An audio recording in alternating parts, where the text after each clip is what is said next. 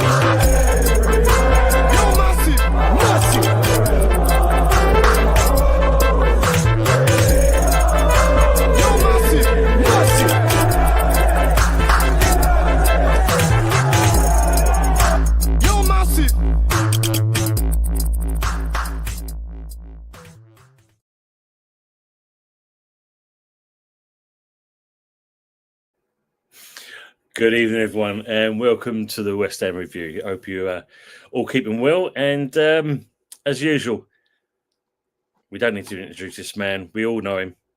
Good evening, Budgie. How are you, mate? Good evening, Tony. Thank you, mate. Yeah, I'm very well, bud. And yourself, all right? Yeah, good, mate. I mean, warm there because, God, bloody hell, was it cold today? That wind. I mean, the temperature dropped, and I was out most of the day. When that temperature dropped, mate, oh, you felt it. Yeah, mate. I know that feeling. I do. But yeah, let's see who's got in the chat. I mean, I can see we've got the usual in there. So good evening, Howard. Good evening, all you beautiful people coming your irons. Big up to yourself as well. And obviously to Matt, Tony and Budgie are massive. And you're saying hello to them as well. Yeah. Budgie and Matt. Howard is massive. West Ham are massive everywhere we go. Yeah, absolutely. Good evening, Mama Flossie. Hope you're keeping well. Hope everything's all right with yourself. Evening, Tony and Budgie. And yep, did see something about this, but apparently we're going for someone, aren't we? So I think that's the reason why he's probably got a moan up. Yeah, definitely. Even in the chat, and they were saying hello to each other and that. Do we need to talk about Monday? Well, actually, I think probably between ourselves over the week, we probably covered everything, haven't we? You know what I mean? But I suppose we should recap, really, seeing as it is the West Ham Review. Yes, true. My recap is pretty brief and pretty concise, to be fair. I thought we came out, in the first few minutes with a little bit of purpose. I thought the first half was, a reasonable performance. I thought we were trying to create. We were getting onto the ball quite a lot. We were having our lion's share of the possession in the first half. That all changed in the second half. But I didn't think that we were on the ball enough, if you like, immediately after our goal. And we allowed them to get back into the game. And I think had that not have happened, by the time we'd got 60, 65 minutes into the game, I think we may have clawed another goal. But that didn't happen. So, in general, I can see some improvement. Yeah. And, for me, some improvement is better than none. And, we've been complaining that we've seen no improvement. we're seeing a little bit. Okay, it doesn't mean I've changed my mind on the management coaching situation, but I can tolerate that kind of performance if it's maintained throughout the rest of the season, if you like, or as long as we're trying to get a grip on the game, which we haven't done, Tone, to be fair. No, it's true, mate. That's true. 1 or 2 games where we have, but not very many. No, Brendan, I agree on that. Yeah, Brendan. Even though, unfortunately, these days I'm massive too. I feel we're all getting there. Evening centre doors. Oh, look at that one. Merry bloody Christmas. And they're so like each other. I'll just come with my catch up with the chat and then I'll say my bit. Good evening, usual suspects. Hope you well. Good evening, ladies. I'm at usual. And big up to Michael Chelsea as well. Big up to Hunt and Budgie. Not feeling good today. Sadly, I'm hoping to do a match reaction of the Chelsea game against Shamrock Rovers. Also talking about Aki Ampong. Oh, yeah, Mudryk. That's another one. That'd be an interesting one, Michael. Sergio Perez and Liam Dawson too. Hope you feel, get well soon, mate. Don't like anyone being ill. I've been there. Not a great feeling. For popping in on my show last night, Michael. Much appreciated, mate. Good stuff. Colin saying good evening, Tony and Budgie, you lovely gentlemen. Evening, Colin. Hope you're well. Colin, thank you. And also James Lamper as well. Evening, Tony and Budgie. Good evening, mate. Good evening, James. And they're all saying that, and of course he's saying evening chat and saying like the mama, as we all do. I mean, I did a watch along of the game, and the one thing that kind of stood out for me when you think it was all the talk how well Bournemouth are and under Iriola, and I don't know about you, but I didn't see much of Bournemouth really. Not what I was expecting. A lot more. A lot more, Tone. Yeah. I don't want to sort of interrupt on your rundown, but I thought Bournemouth before completely. Yeah, that's what kind of stood out for me. So great, they kind of let us off a little bit lightly, but getting when we got the goal, okay, VAR. But we're for again another one where we seem to be getting the rub of the green. Yeah. So, in fairness, when you see it from the angle of the camera on the opposite side of the pitch to the linesman, so basically from the left-hand side of the attacking the pitch, as it were, when you see that camera angle, the ball, his arms are up in the air, and the ball is kicked. But his hand does move slightly towards the ball. That's what I saw as well. And therefore, I think it's a nailed-on penalty. And I know that a lot of people have differing views, and they're very entitled to such, but they are all wrong. I mean, for me, that was nailed on, mate, because the hand moved, slight as it may have been, it moved towards the ball. That in itself is an offence. Yeah. Agree on that. And okay, he took the pen well, and I think the main thing we dealt with what Bournemouth was thrown at us, and as we're getting near to the end of the game, it was quite an easy one. 3 minutes to go, if that. Yeah. Just sit, don't do anything stupid. 3 points in the bag. Great for the fans who've travelled all the way down there, make the journey back home and that. And then Mavropanos has this moment of madness and just pulls through the fella. And it was just clear and obvious. It was. And you can see in his face, I mean, give him his due, you can see on his face that he realised that he dropped an almighty one. Yeah. But look. That was almost immediately after our goal, wasn't it? That's the thing, that's the worst part about it. And, you would think that immediately after a goal, what you do is you take stock of everything and you just make sure nothing gets past you. Hi, Happy. You make sure nothing gets past you, don't you? Exactly. Just shut up shop. You don't go diving in like a fucking salmon and expect nothing less than a free kick, No, exactly. I think he was lucky not to get away with being sent off, if I'm honest. The way you went through him. A little bit malicious, to be fair. Look, we all love a strong and determined player, and we're going to talk about one a little bit later on in Julien Dix. Yeah. You know, Yeah. but these days, the laws and rules of the game are such that you can't have a Julien Dix anymore. No. You know, No. what you've got to have a Craig Dawson or an Angelo Ogbonna in their prime. Especially Angelo Ogbonna. I mean, in his prime. Just keep it simple, as you said, in that. Happy just about to drive home. Yeah, you'd be hard pushed to get a Buffalo past Ogbonna in his prime. And obviously, surprise package Dawson, definitely that one, that's for sure. Yeah, of course. And very skillful with his feet. Agree on that. Nice. He saved a lot of effort, a lot of hassle for us in that back line, by using clever feet. Yeah. Yeah. She's on the way off the pitch or something. That's old school, isn't it? As you said. Yeah. So happy Emirates just better drive home. And she's, you know what's coming, Audi. Yeah. James is saying, Julien Dix wouldn't survive a season without today's rules. Yeah. Yeah, exactly. Safe drive home, Happy, and hopefully you'll still be listening. Yeah. Don't try commenting, love. There you go. Julien Dix, he wouldn't survive. And, there are quite a few even more modern players that wouldn't as well. I honestly think that Scotty Parker would probably get a few more yellows and reds than he did back then, because he was quite a tough, combatant. He was quite tough in the tackle.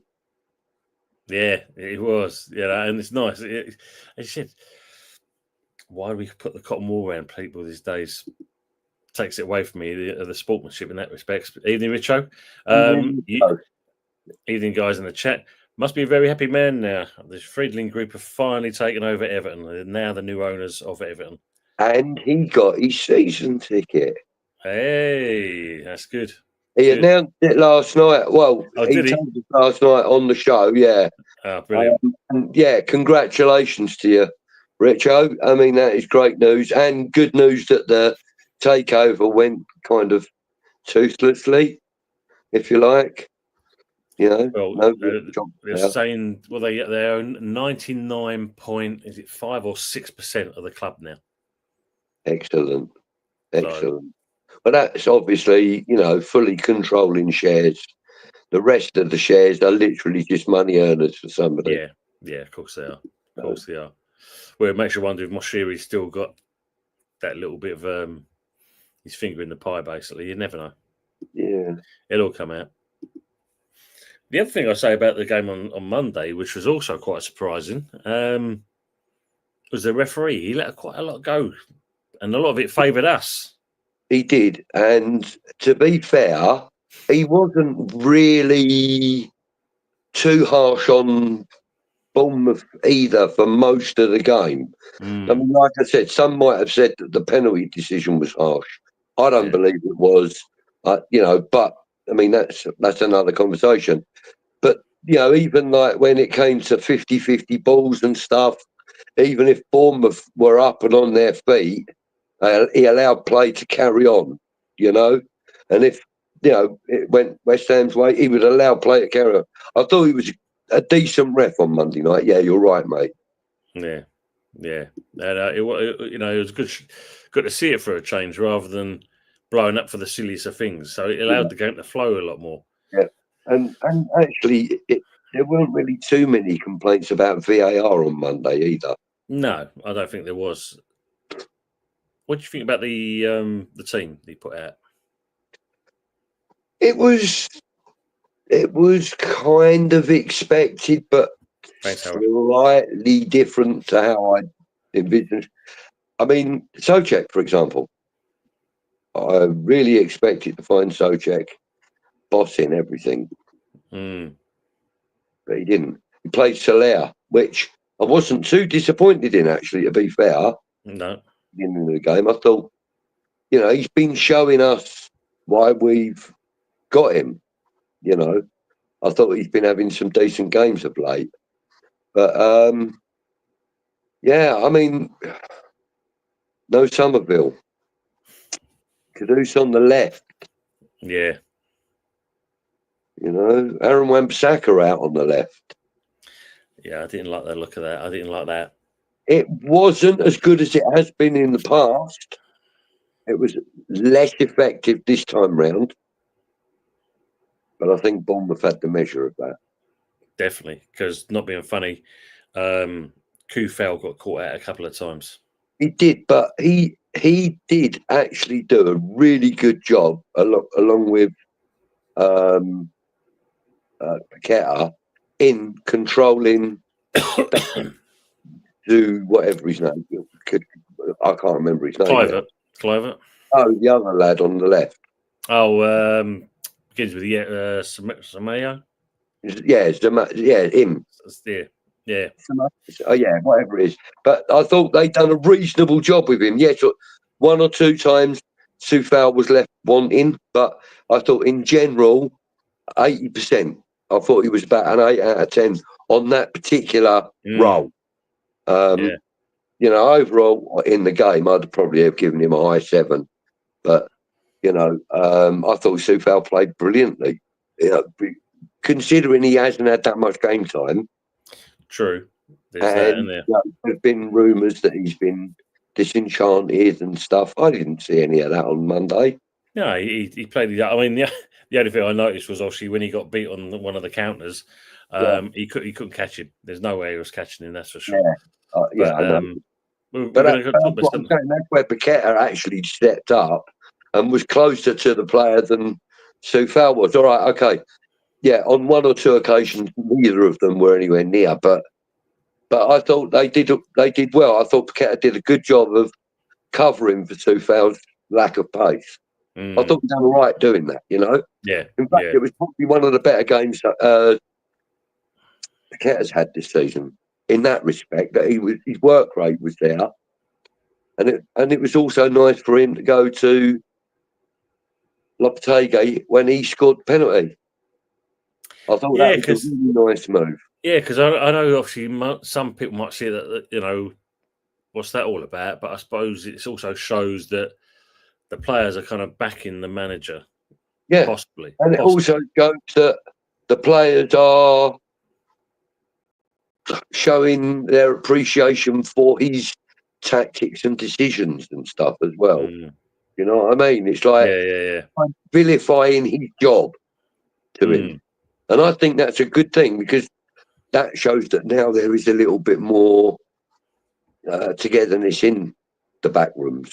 Which we haven't seen, I must admit.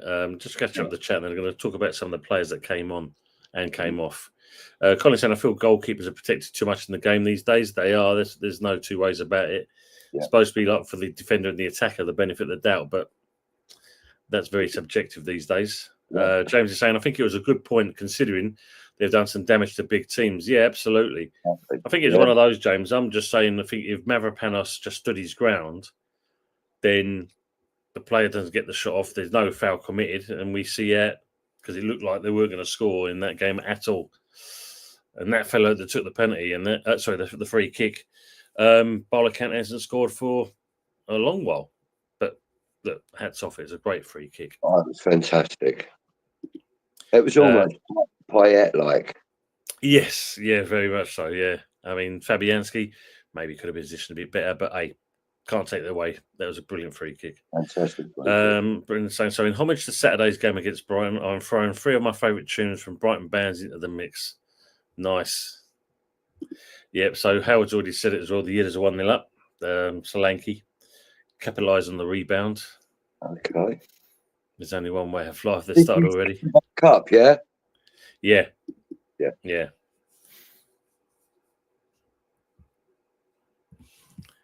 James is saying also Solo had a decent game.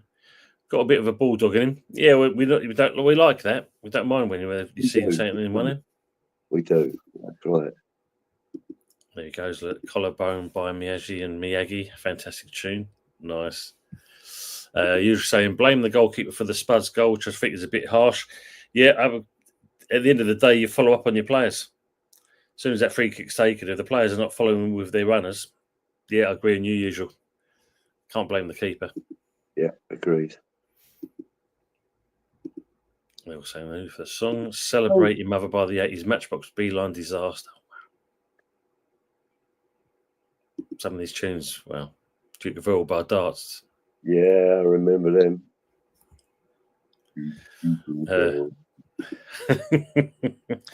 Joe's saying Paquetta's Kiss of Death. You're going the last there. The GP. Colin's saying Tony Budgie, despite Brighton's current form of late, I feel there are still a team that will come to us and get something. What do you guys think?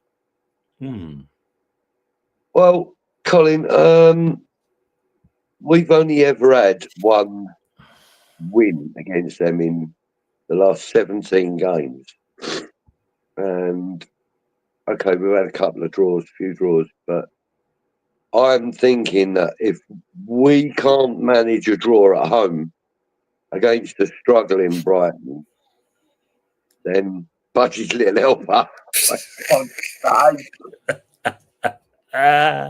This fucking relentless. Look at that. Oh, that's brilliant. Oh, shit, man. Yeah, if we can't get a point against a struggling Brighton, there's something wrong.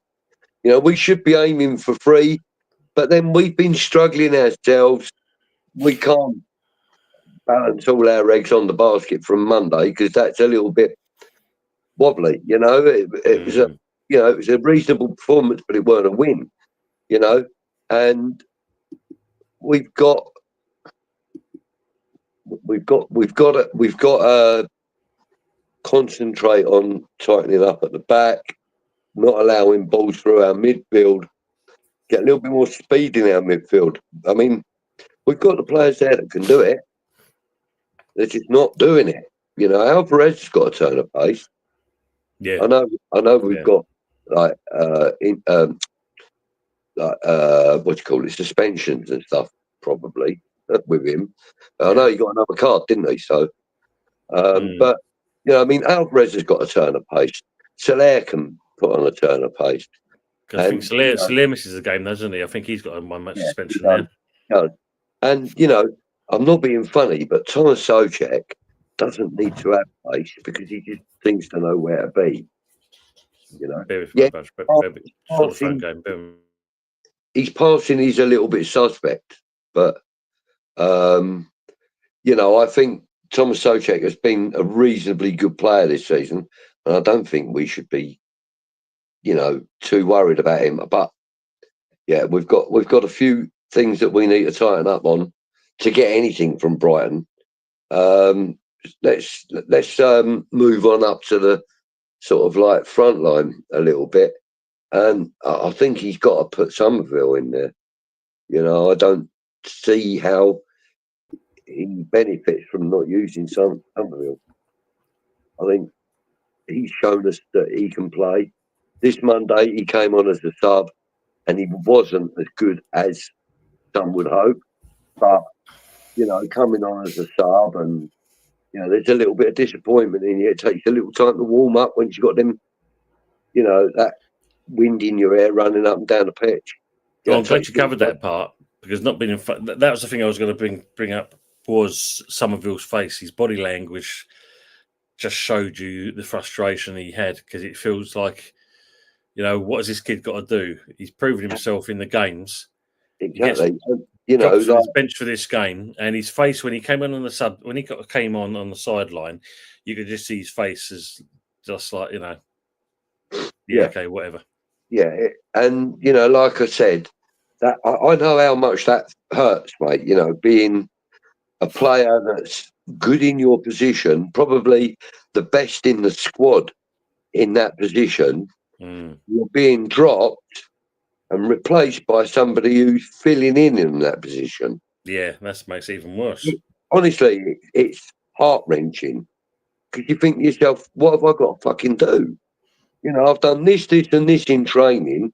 Every time I've pulled the shirt on and gone out on the pitch, you know, I've created this goal, or I've done this, or I've scored, or I've done this, or I've done that.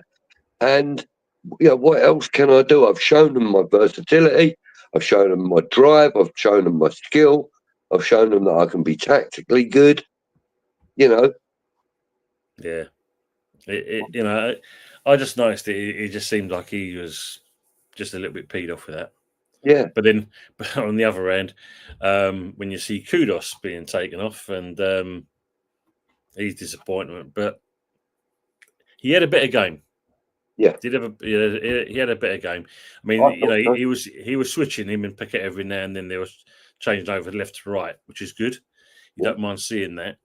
But there were certain times when he was completely out of position, and you think to yourself, "Okay, what are you doing? You know, you got to keep the position." You know, I don't remember having seen Kudos be so willing to pass the ball back as he was. Yeah, that's true. It's true. He was willing to, and he didn't really do that normally. Good evening, Stephen. Evening, Budgie. Hope you're well, mate. Sorry to hear about Julien Lopetegui's dad. Yeah. I think it would be very difficult for him to be on the sidelines on Saturday, although I'm sure he will be. All the reports that I've seen and heard, and all the rumours that I've seen and heard as well, have all said, you know, that he will be there. So, but you know, I just hope that, you know, the crowd respect that he's just lost his dad, and you know. Yeah, I think he knew he was coming in. I mean, we saw that with the Newcastle game, how he looked. Yeah. But yeah. Budgie's little help is asking, though, referees are protected too much. Discuss. I think they are. I mean, I think that, you know, the referee, the PGMOL or whatever it's called, I think it's like the Mason Society. Yeah, that's true. Some might say it's more like the Ku Klux Klan, but you know, I would go with the Masonic Society. Yeah, it's not exactly great, is I think, you know, that there's only certain information they want to release and reveal. That I don't think you and I have discussed this before, but I'm sure you must have done, people in the past, and I know I have, is that rugby referees have got nothing to hide, right? American football referees, baseball referees, NHL referees, none of them have got anything to hide. They're all mic'd up. Yeah. And you hear everything out on the tannoy system, right? Why are referees in a closed system? Why are football referees in a closed system? I'll tell you why. Because FIFA are a world power. That's why. Maybe not with, you know, arms and tanks and ships and aeroplanes and whatever. No, of course they're not a world power like that. But as far as business and commerce is concerned, they're one of the biggest organisations in the world. Yeah. Every single country has to subscribe to them if they want to enter these World Cup or, you know, even the Europa League and things like that. It's all, FIFA is all there above it all. FIFA and UEFA. Yeah, they're both the same in that. I mean, I think UEFA recently come out with a new concept of the so-called Super League. So they've called it something completely different now. I haven't read into it. I just heard something briefly on the radio one morning. But yeah, they've apparently done a new concept. So, but first of all, say good evening to Ray as well. Good evening to yourself, mate. Right. The other thing as well, I think, when you look at the referee situation with us, is the fact of the FA itself is behind the times. It is, you know, and the worst thing about it is they know they are and they love it. Yeah, that's the truth. Because they think they're a powerhouse themselves, don't they, really? They do, you know. And, you know, like, it's like, you know, a local council up against, you know, the national government. You know, like the FIFA being the top boys at the tree, the FA being, your local council type thing, True.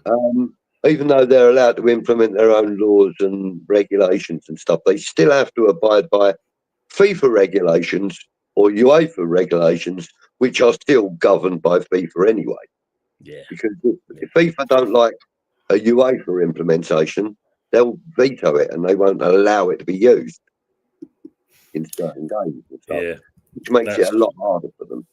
In interesting things, even to Jez as well. Also, history and more. We'll be doing a spotlight with Jez tomorrow night at 7:30. Yeah, I did see that.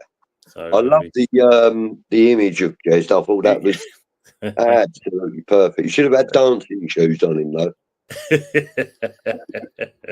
Some tambourine, maybe. Yeah. Oh, Jez, we love you. Yeah.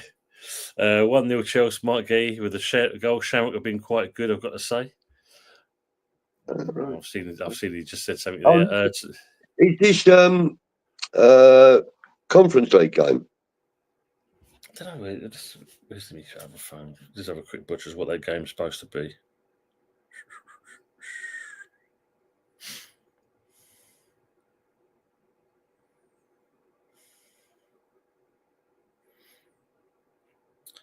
UEFA Conference League. Yeah. Nice to see an Irish team in there then. Definitely. Lovely to see that. Tony and Budgie. Colin says, I actually feel it would be a draw myself, but I'd also think it could be a win. Either way, just hope it's not a loss for us against. Yeah. Absolutely, mate. Couldn't agree with you more, but I tend to believe that if it is going to be a win by anyone, I'm leaning more on Brighton at the moment because we struggle for results against them.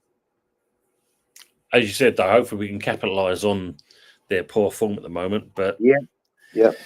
And, we are talking about us. We've got motivation. I mean, what more motivation do the club need? Like Mickey is on the road to recovery, slowly, but he's on it, Yeah. And Julien, not to take his father's passed away. So they're going to want to perform for him to show him that they care and whatever, and pay tribute to his dad. And, to be fair, us lot are on their backs 24/7, and they ain't stupid. They know that. Of course they do. They know that. They might not watch everything, but people they know probably check out most of the content that's out there, and report back to the players or the clubs or whatever the case may be. Surely they do. They can't be ignorant of everything. Nah, of course not. For Will, they've probably got a team that keep an eye on the old social media side of things. Even things like what we're doing, they keep an eye on things like that as well, don't they? And sometimes we are overly critical, and sometimes we're not critical enough. True. I think personally that like the social media teams could learn a lot from us. Not us personally. I'm talking about YouTube in general. I mean, guys like Michael, guys like Jez, guys like Yeti and Fuzz, and all the guys on Amherst Chat and Claret and Booze. I mean, everybody's got a part to play in it all. Of course they have. Quite interesting because obviously, as I see Mark was saying, oh, for fuck's sake, basically, and it seems that Shamrock have equalised against Chelsea. Come on, Shamrock. Yeah, love the levels. We're going for my favourite round. Look at the way of life in there too. Come on, Rovers. Punched well above their weight. 1-1. Yeah, look. They're saying, Shamrock 1-1. Even Ray. Stephen saying, great to see the youngsters come. Oh, that was a great shout, Stephen. Yes. Good to see the youngsters come on. Hope to see more of this against Brighton. Also, I saw that as well, Steve. Linked with a new goalkeeper today. Possibly Areola out there on the way out. Yeah, is it Fabianski that's going? Well, it seems to be more Areola, they're saying. I know what it looks like. Yeah. It's true, isn't it? Yeah. We think one thing and also, the complete opposite happens. Yeah. I mean, Areola's still supposed to be injured, isn't he, by all accounts? But I think that there's, some minor recovery issue, I think. and maybe Loppy just doesn't want to take a risk with him, and maybe he's not training fully in training. He's like, look, boss, I'm okay, but I don't think I'm 100% fit yet. Or maybe we don't know what's going on back behind the doors, but the one thing that you can be sure of is that Fabianski's stepping up. I think he has probably had one of his best periods in a West Ham shirt for a long time. Yeah, I mean, he's always been reliable and a decent keeper, but some of that shot stopping he's been doing in the last few weeks, incredibly good. Yeah, he's kept us in quite a few games, hasn't he, as well? If he's not in for a shout of save of the season at the end of this season, there's something fucking wrong. Because some of them saves he's made this season so far have been nothing short of miraculous. Yeah, been good to see it as well. Yeah, against Leicester. I mean, I know we got smashed against Leicester, but that save that he made up in the top corner, it was definitely top bins. Yeah, definitely agree on that one. He clawed it out, you know what I mean? He clawed it out and put it onto the post or something, whatever it was. But, I mean, that was an incredibly good save. Howard said they're watching now. Would have a letter from Sully references his black dildo suit by now, guys. I know. We know. 2-1 Chelsea, second gay goal. Huge defensive error from the Shamrock defenders there. Oh. Evening Sharky, good to see you. The club should get involved with the fans' channels. Yeah, it's a way of kind of connecting with you, because we love our club and we want to make sure that they recognise it. In fairness, though, Tony, there are certain members, certain ambassadors of the club that are connected to some of the social media channels. Yeah, true. Like you'll quite often see Carlton Carl appear on something, or but or Ginge or someone like that, and they do kind of keep in touch. Those guys, we know that Russ has got a list like as long as your arm of players that he chats to. That's a great shout. I think they do, but indirectly, Sharky. Yeah. You're not going to see Julien Loppy on Early Doors Football TV anytime soon, anyway. Starting next week, by the way. No. You never. Good evening, Pete. Hope you're well. Evening all. Evening to you as well, Pete. Good to see you on Budgie's channel. Sharky. Is he on mine, is he? Yeah, he's on your one there. I ain't even signed in on. I mean, looking on mine, I'm looking on yours. That's fine, mate. At least they're seeing a pair of us, aren't they? That's the key thing. Yeah. Evening, ENR. I'd keep Fab and get a better younger keeper for him to help train up. Ariella doesn't cut it for me, although he is a great shot stopper. I agree on that. I mean, I think that Ariola is he's one of them keepers that's either really exceptional or mediocre. I don't think he really ever has a bad game, but there's times when he's not, he's not at full 100%, Afternoon, Lawrence. Hope you're keeping well. Lexington, Kentucky. Come in your irons. Lexington and Lawrence. Then say hello to each other. And Colin's coming in with gents. It's also that we struggle to score goals. The sooner we can sort that out, the better chance we'll have of winning more games than losing. Because obviously, as Matt said earlier on, Fulkrug's a bit upset now because we're looking at some, I think it's Brazilian forward. I forgot his bloody name there. It was mentioned today that we're looking at him. All right. How much of that is true is another thing. But apparently we've put in a £25 million bid for January, but doesn't look like he will get it over the line. I can't even find my own bloody Go on. We're just trying to see if we can find it because it was mentioned this morning. Yeah. Oh, there we go. Yeah, the quality would tell even more so in the second half when the away side will be tired. Evening, Anthony. Big up, Les, and the show Lee. Big up, Les. On a show, Lee bollocks a few drinks. Yeah, so sounds like they're already having some already. Yeah, Howard saying Basque recipes with Loppy and Budgie. Yeah. Oh, nice. Yeah, Brenda's been in your show, liked in there as well. Lopetegui might think that Tony is Rafa Benitez.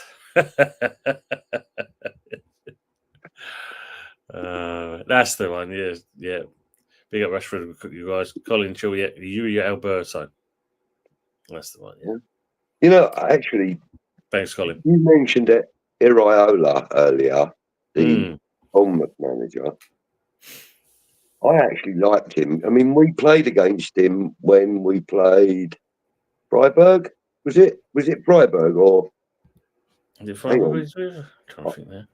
I know he was one of the coaches for one of the teams that we played our European journey. One of them, and I just remember him being one of the managers. Was it Leon? I think it might have been Leon.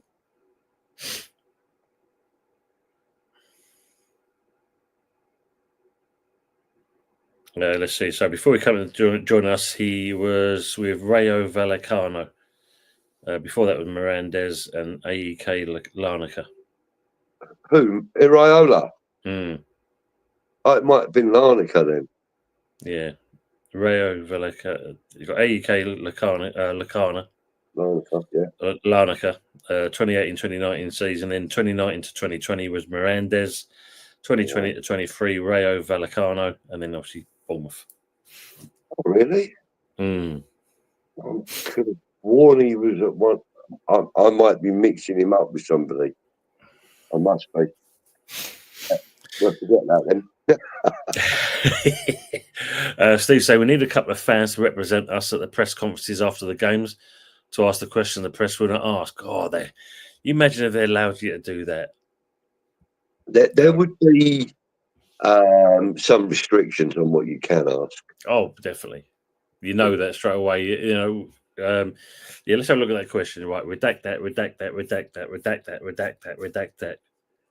Hello, Loppy. How are you? That'll be it. Got to be one of those. Yeah. Oh, Chelsea falling away. 3-1 there, Dewsbury Hall. Yeah. Oh, blimey, look, the Irish season finished a month ago and they're not match fit, so they're playing a month afterwards. What's that all about? Wow. Oh, yeah, that'd be a shame. Imagine that. Ivan Toney and on loan. Mate, I'd like him. Do a job. You know, the back of the net is, son. You know what I mean?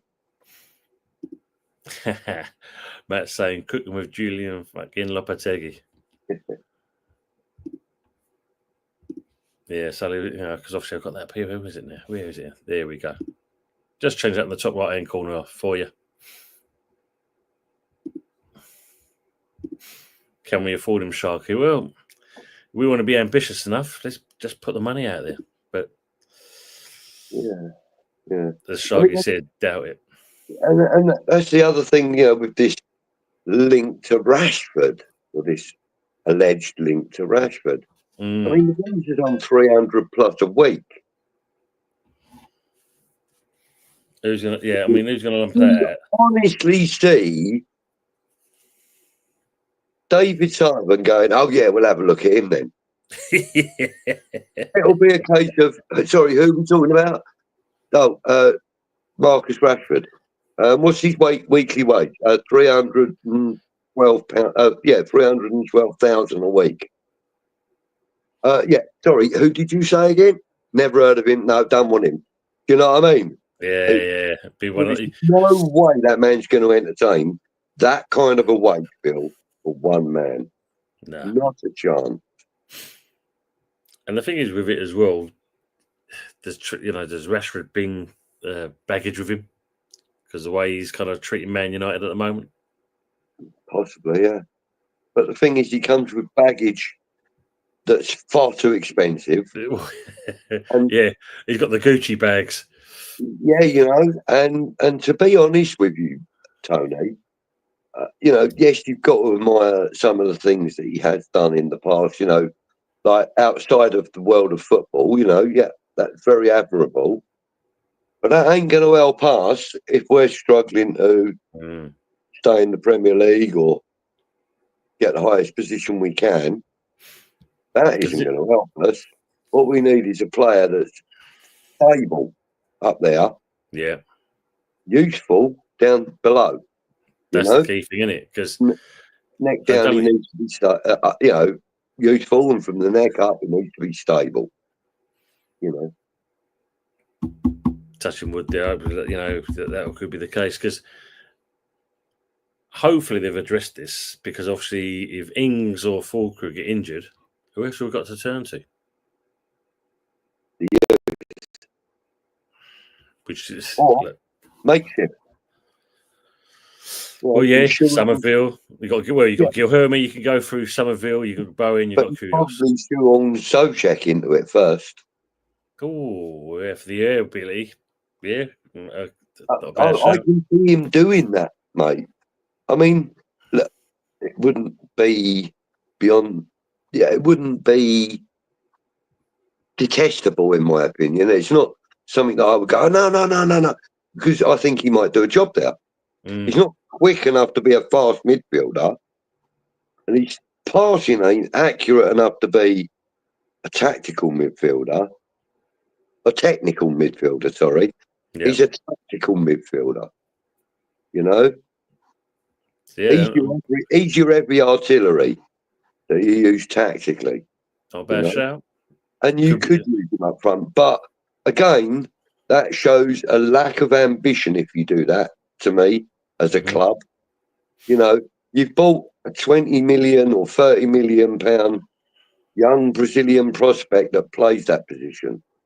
At least give him a couple of games. So he's not even seen that yet, is he? He's not even seen. I don't think he's not even seen proper game time yet. Oh, he's had about 9 minutes. Nothing, is it? No. Crazy. Yeah. Ray's saying, do goalkeepers get too much protection?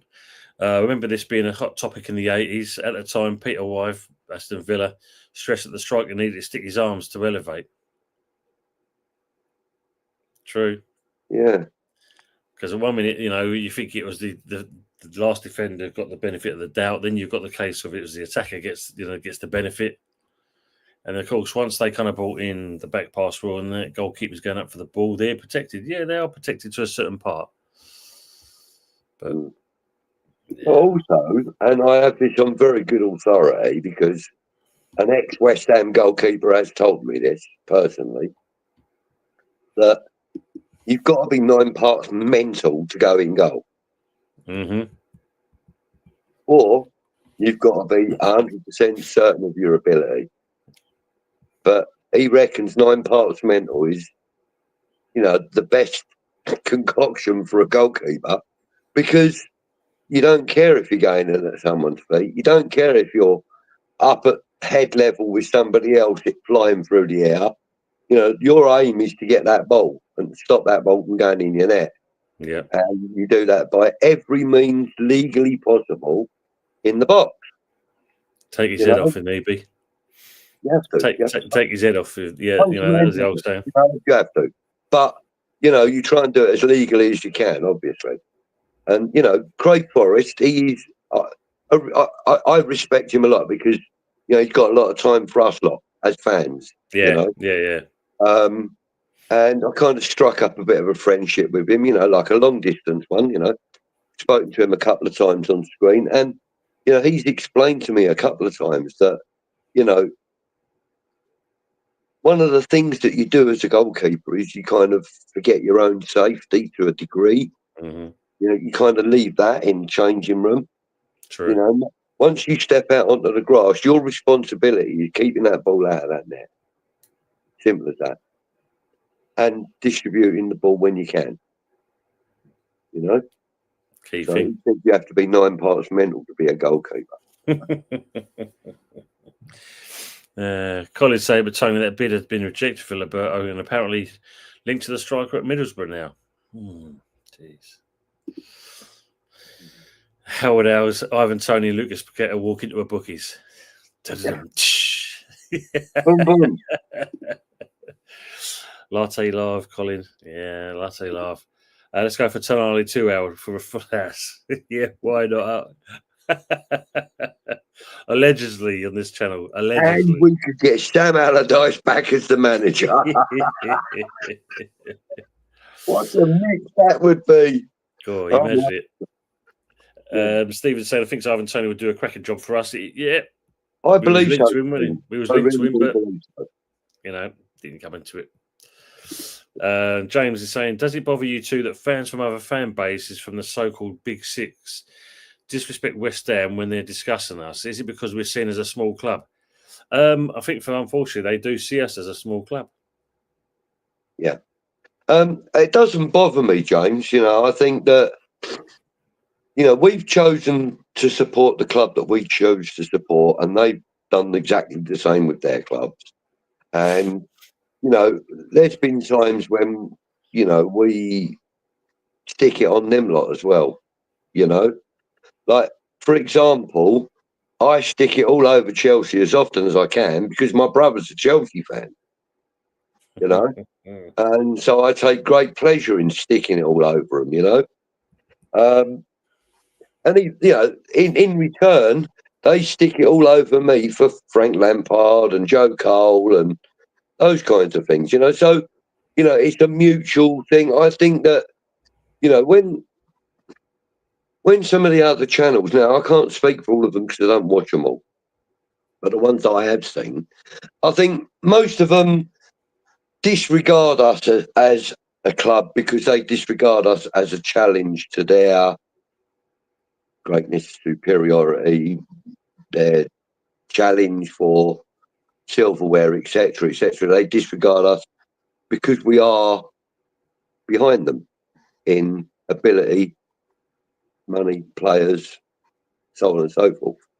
And I think it's just a general disregard for us for that reason.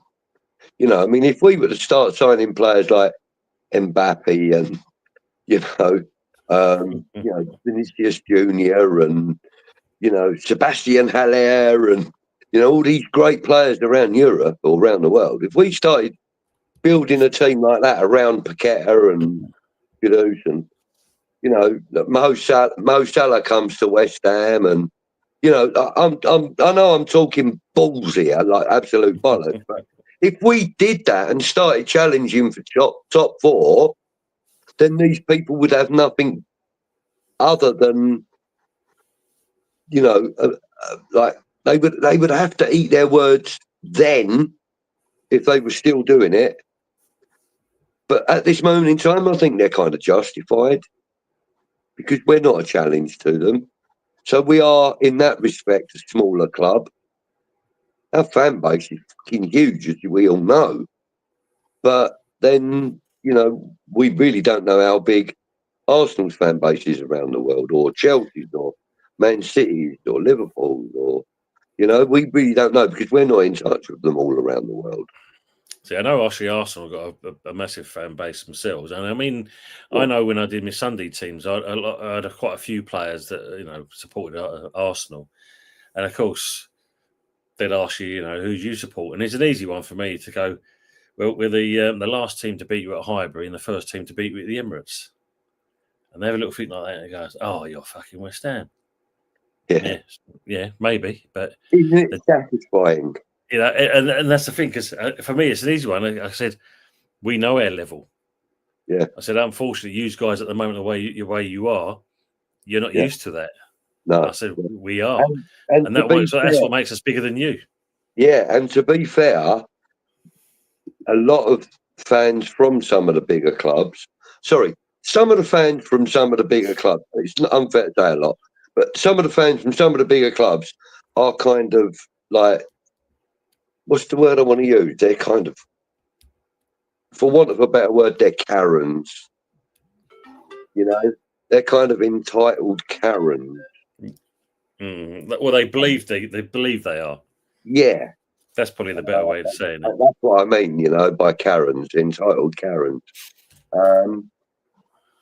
But that's not to say that they're all like it, because they're not. I mean, we know some Arsenal fans. You've got a couple in the chat now. We know Chelsea fans. Again, we've got at least one in the chat now. We know Liverpool fans. Uncle Rod. Yeah. The man's full of respect for West Ham. Yeah. And our supporters. And I would imagine that he's not alone in that.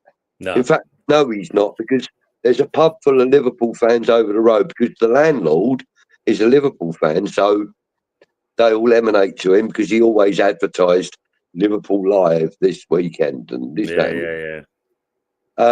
But and there's a few actual, I call them expats, Liverpudlians that live down here, and whenever they see me, they're always willing and happy to talk to me.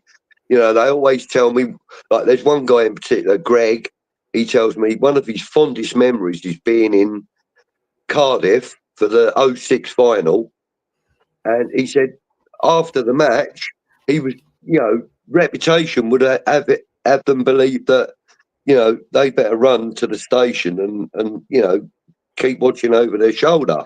Yeah. The reality of it was that the West Ham fans and the Liverpool fans were inviting each other into pubs for drinks, and that just about every pub that was surrounding the Millennium Stadium was a mixed bunch of supporters enjoying a drink together after a really good game of football. You know what I mean? And, like he said to me that he had more respect for West Ham fans because of incidents like that than he has for fans of, like, for example, let's say Arsenal, because he's never experienced that kind of reception from Arsenal fans. Yeah, it just shows, doesn't it, really? Or from Tottenham fans or whatever, So I don't want to just single out Arsenal, but they are, the top. But no, I mean, going what James said there, I mean, when you look at, you do get a lot of fan bases, and especially some of the YouTube ones, where they literally look at us as if, like, we're shit, we're bottom half of the table teams kind of thing. But when you see about, and I know Lawrence has done it a few times, he reminded them that obviously we won a Europa Conference Cup, and at the end of the day, the other teams can't do that. I mean, obviously, unfortunately, we have to refer to Arsenal. I mean, especially we did last night when I said to him about Arteta, and it's a case of when the journalists are in 5 years you've been there, you've only won a FA Cup. And then he's gone around about, what about the two Community Shields? Shield? No, mate, that's a friendly. And he's classing it as that, and it's like, that's your manager, unfortunately. But, and... I mean, the thing is, like, one of the things I've said to my brother is that, because I said to him, we won a European trophy, and he was winding me up because he had a lot of respect for us when we did with it. Yeah, absolutely. But he was winding me up, and he went, but it's only the third-rate trophy, isn't it? And I went, be careful what you wish for, bruv. And look where they are now. Exactly. I mean, okay, they are romping it against Shamrock tonight, but, they're not doing anything we didn't do when we were in that competition. But this is where some of these fan bases forget that side of things. They think they've had all that glory and it's going to be like that forever and a day. Yep. And sometimes you have to rebuild back to that glory. I mean, look, in 1965, we were the European Cup Winners' Cup. Europa League, if you like. Yeah. And we won that in 1965. And then the following year, 3 of our players were in the World Cup team that won the World Cup. And then, in 1968, I believe it was, we were in the League Cup final. Mm-hmm. And then, obviously, 75, we won the FA Cup. 80, we won the FA Cup against Arsenal. And then, 2006, we were very, very fucking close to getting it again. Yeah. Yeah, true. And then, and then we won the Conference League trophy.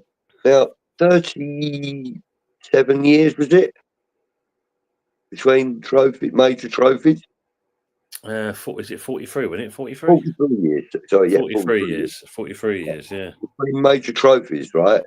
long time. We deserved that trophy. Oh, 100%. And I resent people saying, but it's only the third rate.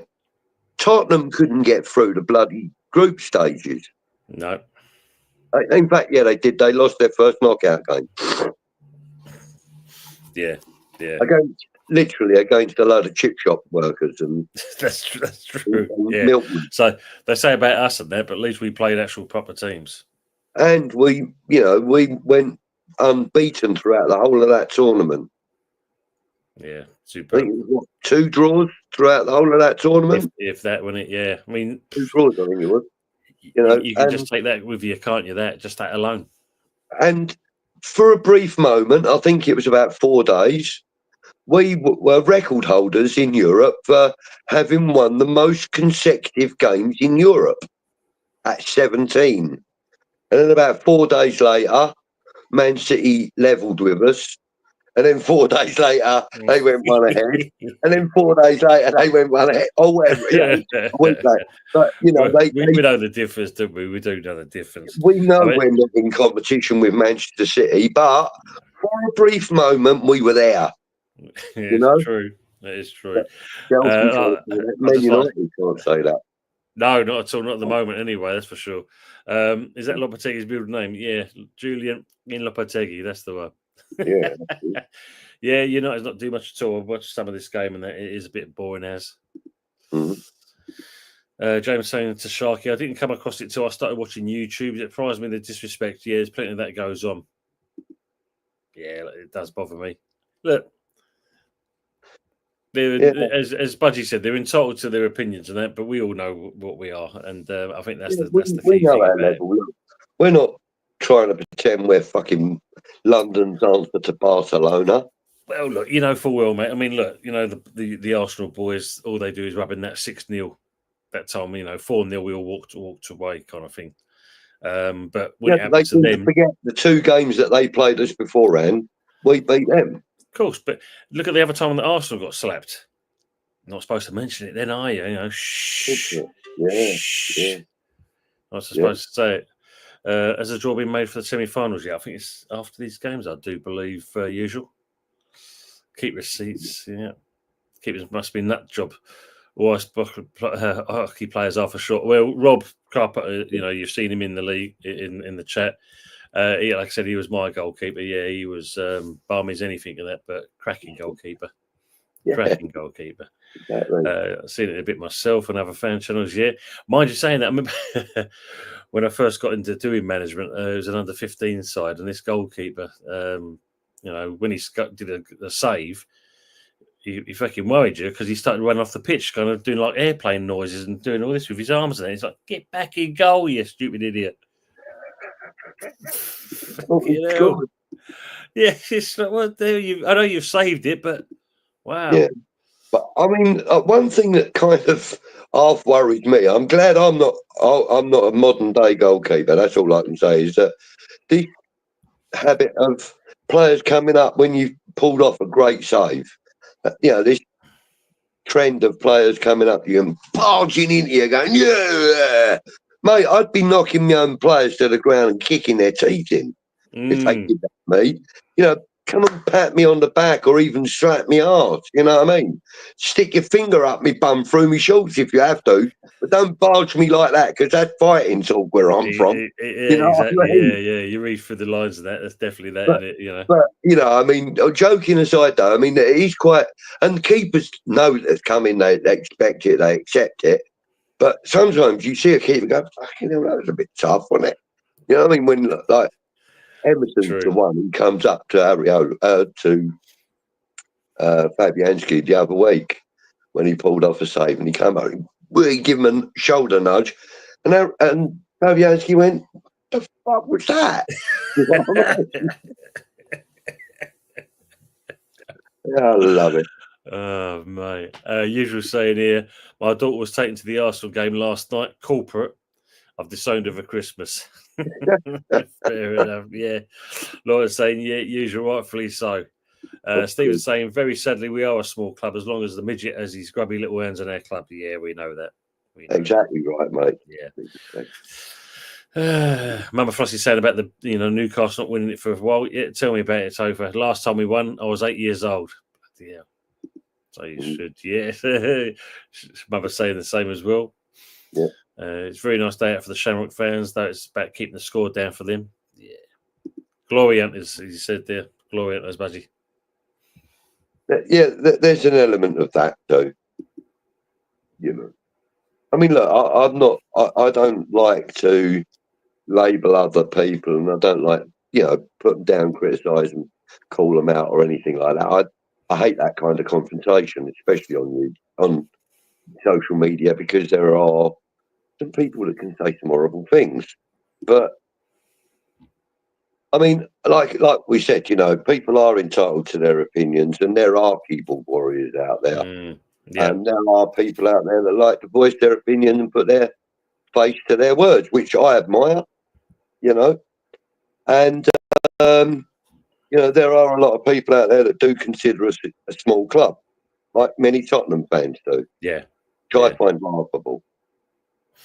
Yeah, well, Tottenham the last time they won anything, black and white telly was still around. Spurs just want to scored again, just from the kickoff virtually. Kulusevski.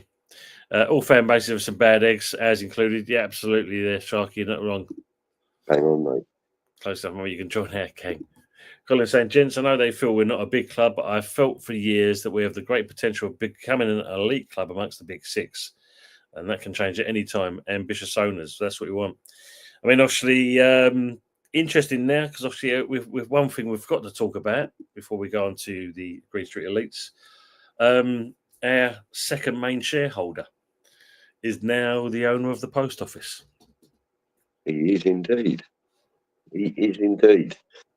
So now, not only can we sing our team, oh shit, let's pretend we scored a goal and all that sort of stuff, we can now start giving him shit about our letters being late. Oi, where's the parcel?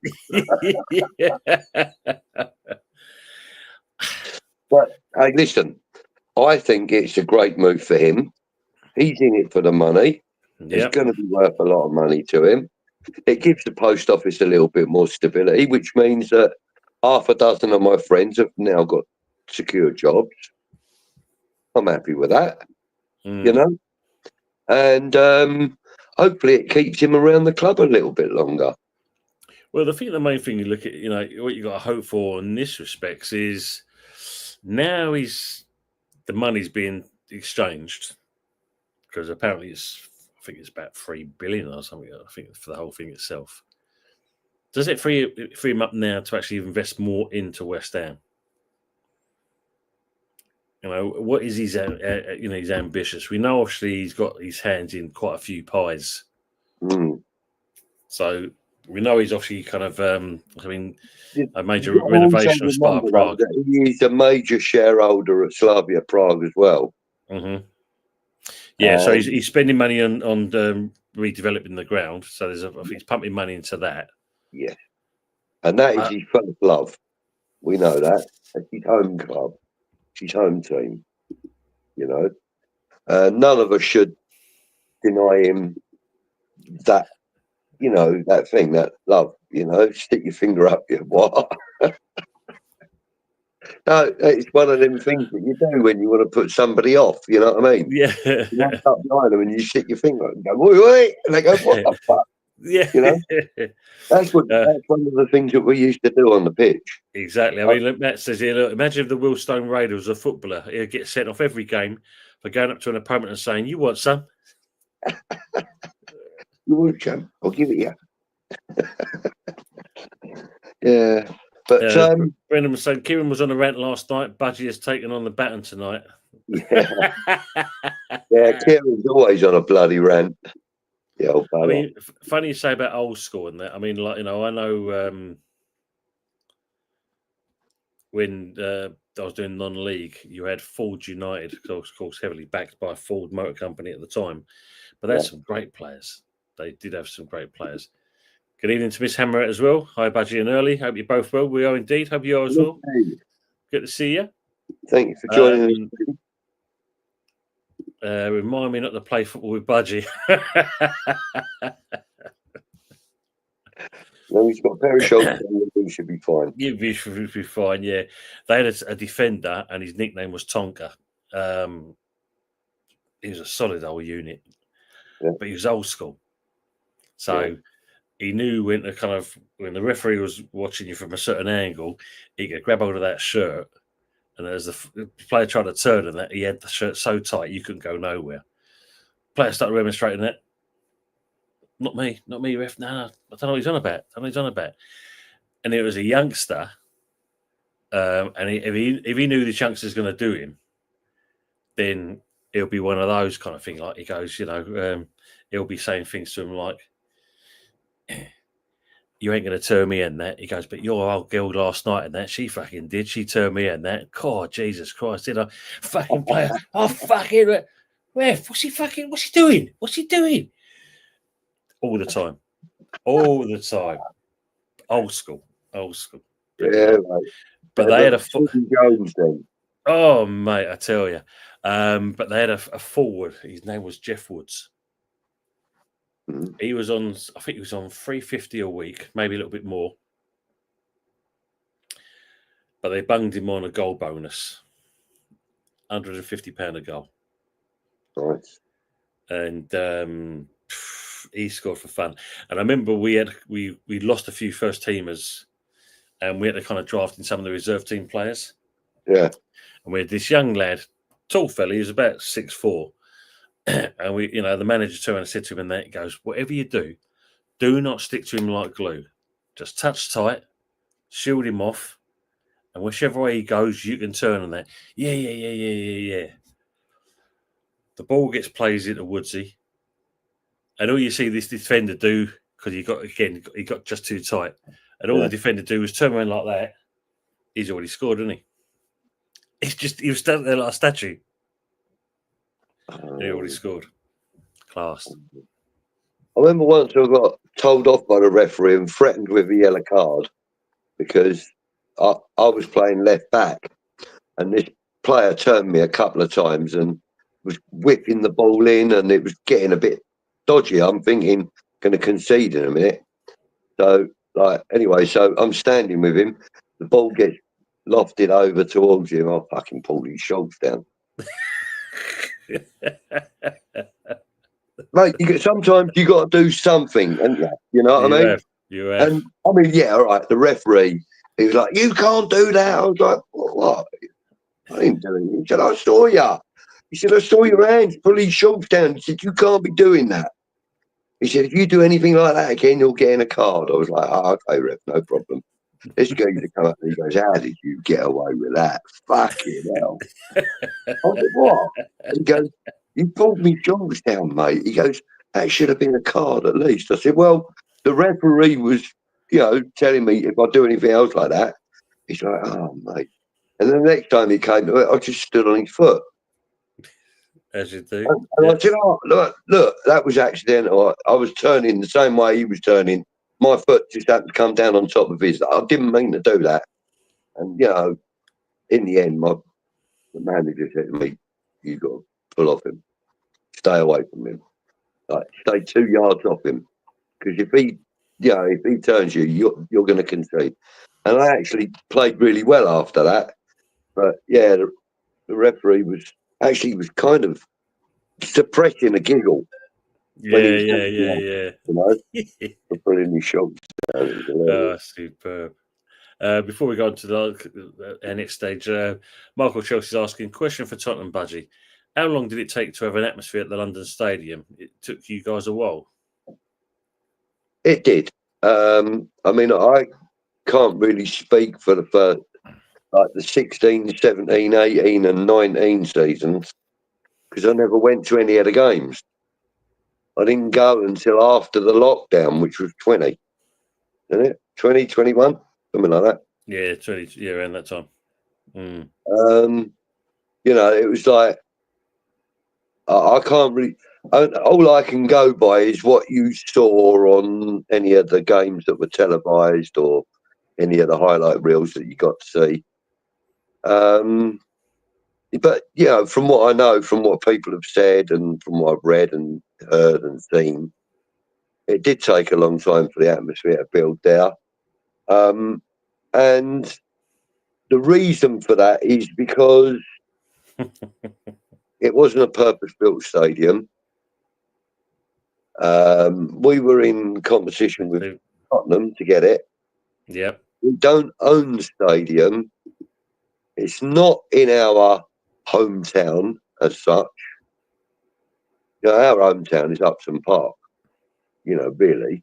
We spent so many years as a club at Upton Park. We would all have preferred for that to have been redeveloped. If we'd have gone to the London Stadium on a two-year deal until Upton Park was redeveloped or something, that would have been fine. The atmosphere probably would have carried across. Possibly. The problem with Upton Park, because I've seen the plans, I mean, obviously I knew what they was going to do with Upton Park, but the cost was astronomical. Just going on, I mean, Man United are losing 3-0 in there, so Spurs have done a number of them. But when you think about it, you had Priory Road where the bus station went on. Yeah. And the problem there, they couldn't, because you had the flats across the road. Yeah, that was it near enough like a 12-foot wall. The East Stand would have literally had to been built over Priory Road, and the bus is underneath like a tunnel. Right. Because obviously you had the block of flats on the what was that? Be the North Stand. You couldn't do anything that way. What was I think of the Trevor Brooking stand? You had obviously the service road and obviously the shops that way. So the only thing they could have done, which they apparently did buy, was the school and the church. And the plan was from having the stadium this way to turn it that way. Right. And that way then they could have built the plans in that. Yeah. And of course, they looked at the odds on that. And of course, by that stage, that's when the London Stadium came up. Yeah. And between them and Newham Council, they put in the bid.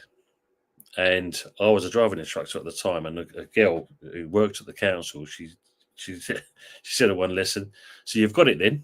I said, "Got what?" "The London Stadium." And I looked at her and went, "Have we?" And then she suddenly read it. "You're not supposed to know that, are you?" I said, "Don't worry, secret between me and you. It's fine. There's no worries at all." But of course, that's when obviously you had Barry Earn with Leighton Orient moaning and groaning. You had Levy moaning with Haringey Council because they weren't giving them planning permission with White Hart Lane and the redevelopment of all the area, etc. Yeah. And that's when our great old friend Sadiq Khan stepped in. And we know the rest of it is history at that stage. Yeah. Yeah. But, so that's one of the reasons. Sorry, Buzz, that one there, look, is about the Man United thing. Someone call Fuzz and get his opinion of the match. Oh, he'd be spitting feathers. Oh, Lawrence, you can be so cruel at times. Mr. Josh, you better get his water spoon out late. Yes, he will be, Michael Chelsea. Yeah, there's an emergency meeting going on. I'm sure Anthony's been in his ear, Lawrence. Oh, it definitely would have been. Yeah. Makes a change, Spurs not being Spursy. And Mother Flossie said it's funny how one typo changes Tony's name to Tont and everyone uses it. It works. Yeah. I've got, I labelled you as Tont on the. You did, yeah, I know, mate. I see that, yeah. He's added on there. Do you miss Upton Park or the bowling ground? Of course, they're both the stadium. I know the stadium is Upton Park. Yeah. Yes, we do. Everybody that's associated with West Ham for any length of time will miss Upton Park. Excuse me. Some people might be more comfortable going to the London Stadium because it's more open, it's less intimidating in an East End kind of way, Like sometimes Upton Park, getting to the stadium could be intimidating for people if they're not used to East End life. Do you know what I mean? So it's less intimidating over at the London Stadium, but there may be one or two that prefer it. But I think you'll find that a high majority regret us ever moving and miss it dearly. Yeah, it was, the atmosphere itself, wasn't it? I mean, the old chicken run, when you think it was the old wooden standing area, players used to dread going into that, falling off the pitch and going into that stand because they knew that was all the dockers and all that stuff. West Ham fans would dread it. West Ham players would dread it. Yeah. And like again, Craig Forrest said to me one time, he went out right next to the chicken run to take a free kick, and he was instructed to loft it right up to as high as it and far as he could get it. So he's gone over there, and they were all giving him banter, and I can't remember what the banter was, but he said, I had to live it, I had to ignore it, and he said he took his kick, and then he turned to the fans apparently and gave them a little clap and went, "Well done, lads," you know what I mean, and then went back to his goal mouth. But yeah, West Ham players dreaded being around that fucking area. They did, because basically the fans would let you know whether you're good or shit on the day. Oh God, I remember when we first kind of signed Ludo, and we played Millwall, and Sheringham was playing with them, and we were 3-0 up, and and you probably wouldn't get the same the acoustics like you did at Upton Park, because everyone was shouting out Ludo, what's the score? And of course, he kind of turned doing the 3 goals, and of course it's all. And then of course afterwards, it's Teddy, what's the score? Teddy, one of those. But the London Stadium, would you get the same harmonics? I mean, Usual Suspects put here, like it was built for everything but football. It's a soulless shithole, and this is the thing: if we had got the ground, there was plans to actually redevelop the whole stadium. Yeah, but say Mr. Khan has had other ideas. Yeah, and so did Lord Coe. Oh yes, that nice person as well. Yes, that gentleman. That nice person as well. But I mean, look, I can see that to some degree they wanted to preserve the Olympic heritage of the stadium. I understand that. But you don't build an Olympic stadium that is unsuitable for the most popular sport in the country it's built in, being football. So, first of all, that should have been one of the considerations whilst building the stadium.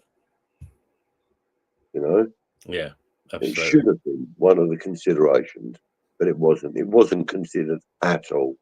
And they had no plan for what to do with it after the Olympics. They thought that the Olympics was going to inspire 30 million kids to sign up and go and start running and throwing javelins and shot puts and doing the hurdles and high jump and God knows what else.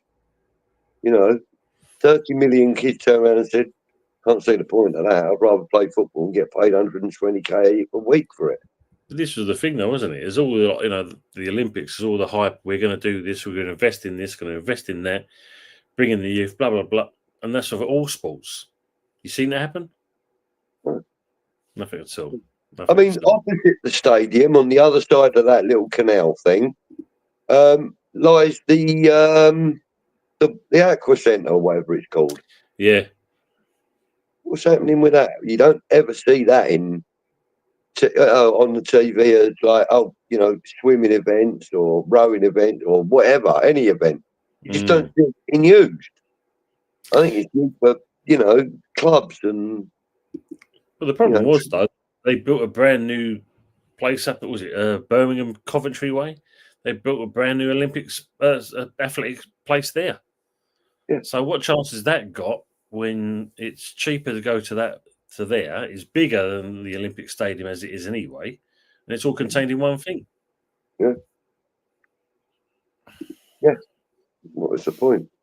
Well, that's an interesting one from Sharky. Will the 2026 World Cup be a success in North America? Good to hear the answer there.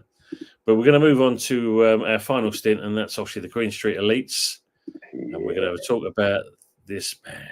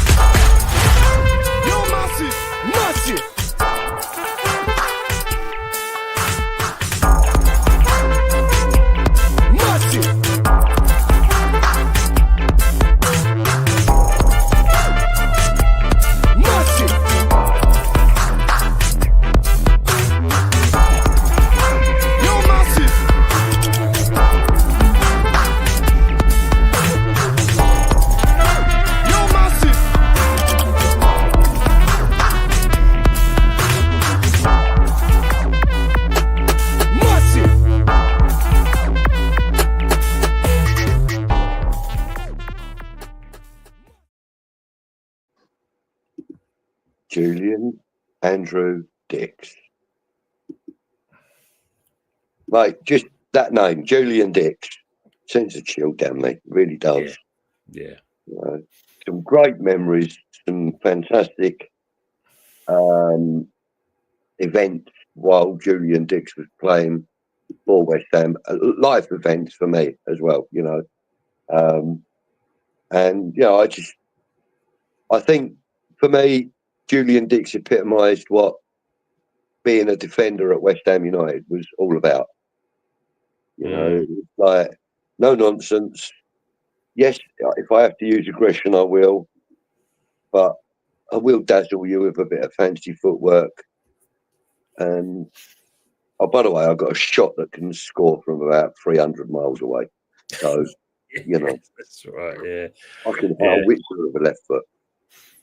Yeah, like Matt's calling him the Terminator, Julien Dix. Exactly that. That is who we're talking about. The Terminator. Yeah, look at that. Yeah, and obviously, signed. Look at that. Yeah, brilliant. Love it. And that was actually got. Somebody got that signed for me because he was actually at an event that Julien was at and I couldn't make it. So he took my book and got it signed for me. That's it. Nice. Ray's got can we introduce the idea of a peanut vendor around the ground? My ex used to love a pre-match gobble on his nuts. I remember the bloke. What was it there? He hardly had the hair on the top of his head, but it was long. It was long hair. Yeah. Very few strands. Leather jacket. That's him, Peanut Man. That's it. Peanuts. Go and get peanuts. Yeah, I can't remember the name of his. But he used to have a little unit over the other side of the, like over in Silvertown or somewhere, wasn't it? Or did I? I'm not sure, mate. I mean, all I remember seeing him a little unit there where he used to roast his peanuts and all that. Wow, bloody hell! I'm fairly sure he did. But yeah, I remember. The problem with it though now, Ray, and it's all bloody controlled by the LDDC, what you want to call them. LLDC, yeah. And to be fair, I'm not. I am 100% certain that the snowflake society that we live in would not allow, unless they were pre-packed, weighed, with labels on, nut allergy shit all over them. May contain nuts. You're telling me fucking peanuts, mate. Of course they're going to contain nuts. I should have that same warning on the fucking doors of Parliament Square. May contain nuts. But I mean, it'd be a great idea, but not happening. No. Bowling Bristol not barking. Did I put barking on there? You did, mate, yes. That must have been a typo. Sorry, mate. Yeah, you're right. He was born in Bristol. I was re-editing the previous week's one, so I think I might have forgotten to change that bit. My apologies. Yeah. You're right. He was born in Bristol. And our good friend Anthony, as he will probably tell us in a minute, his mum used to babysit Julien back in the day. Yes, yeah, at Priory Road. Yeah, at Priory Road. Yeah. 3-2 now. Well, the game's getting interesting by the looks of it. Maybe doing some fight back. Oof, yeah, 3-2. Yeah. They must have brought on Rashford. Yeah, that was the program to sell it. Yeah, do you remember? Oh, Jesus. Julien was the club's top goal scorer back in '96, I believe. Yeah, I mean, them penalties he used to take. Yeah. Spurs being Spursy. Yeah. Postecoglou's not celebrating now like he was just a minute ago. Chelsea's enjoying themselves now. Look, Cucurella makes sense given he's out for Sunday's game against Everton. Mm-hmm. That's fair enough. But yeah, no, I mean, Dixie, I mean, as you said, we had some hard bastards at defenders, didn't we? We did. Schemmel weren't no lightweight either. Oh, yes. But, you had like players like Lucas Neal even. I mean, I know, but he was quite a tough cookie. Yeah. Especially when he got that armband. He was proper Yeah. full on then. But, you know, like Alvin Martin, he weren't no shying woman, was he, or anything? He was... No. He Steve was Lomas, yeah. Lomas, yeah. Absolute lunatic. You know? I mean, I still remember it, but Thomas Repka, again. God. Mate, I loved Repka. He was... Well, basically, at the time, I thought, he was probably one of the most feared defenders in the Premier League because of his willingness to be full on physical. It was his Yes. willingness to do it, and yet off the pitch, outside of the stadium or wherever the case may be, mate, he would have walked, an old lady across the road, just for the sake of making sure she got there. No, that's true. Completely different person off the pitch. But yeah, Thomas Repka, yeah, he was a bit of a tornado. But we're talking about Julien Dixon. And one of the things that I loved about Julien Dix is that everybody knew he was going to get it onto his left foot if he was moving with the ball. Everyone knew he was going to get it on his left foot. Not many people wanted to stand in front of him once he did that. No. He unleashed, didn't he? I mean, God, dear. You want to make sure it's in as you're facing along with that ball, that's for sure. But I think it was... Even Epic, Ashton? I think it was Dwight York. Even in Epic, I think it was Dwight York caught one in the face from him, clearing the ball out. And Dwight York was chasing the ball down. I'm fairly sure it was Dwight York. And it hit him in the face. And I remember him putting his hands up, going like that, going, right. It felt like he'd been punched in the face or something, He put his hands up defensively after it had hit him. And I remember it, and like Julien Dix went up past him and just patted him on the back and just said, "Come on, mate, get back out of the goal mouth now." Kind of thing, It's like nothing faced him. But again, a man that would go over to the fans after the game, and quite often would either give his shirt over or he would give autographs and stuff. The man was never shy of his responsibility to us people, us guys in the stands and that, and I mean, especially when you said when he came back from the knee injury, how we welcomed him back. Yes, yeah, and even from his short spell at Liverpool, when he went to Liverpool, we all feared the worst. We all thought, that's it now. We've lost Julien Dix. That's it. We'll never get that back. That feeling back. That he gave us. And then after a season, he came home, and we all loved it. Everybody was in, excuse me, in a positive mood about it. Yeah. And what I loved about it was that it was like the return of the prodigal son. Do you know what I mean? When he walked it, like the film, the video that I've seen of him coming back into the stadium as a player for the first time on his return, it was like when he was walking down the tunnel, and it was all of that, looking around, and waving and acknowledging people, and like when he walked out onto the pitch and that, there was a lovely warm round of applause for him. When his name was called out on the team sheet, it was quite raucous from what I remember. Yeah. It was like, as I said, the prodigal son had returned. It would be like us getting Ron Greenwood as a manager right now. You know what I mean? Yeah, imagine that. Bloody hell. Or John Lyle or something, But I think it would be John Lyle I'd like to have back, to be fair. But yeah, Julien Dix. I mean, Tony, I want to ask you a question. Cult hero or legend? Cool.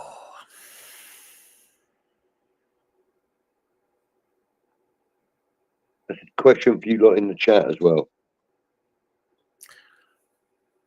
I'll put it down as being a cult hero, because Me if you too. look at it, you want to, as a player or a defender, you wanted to emulate to his kind of level. Yes.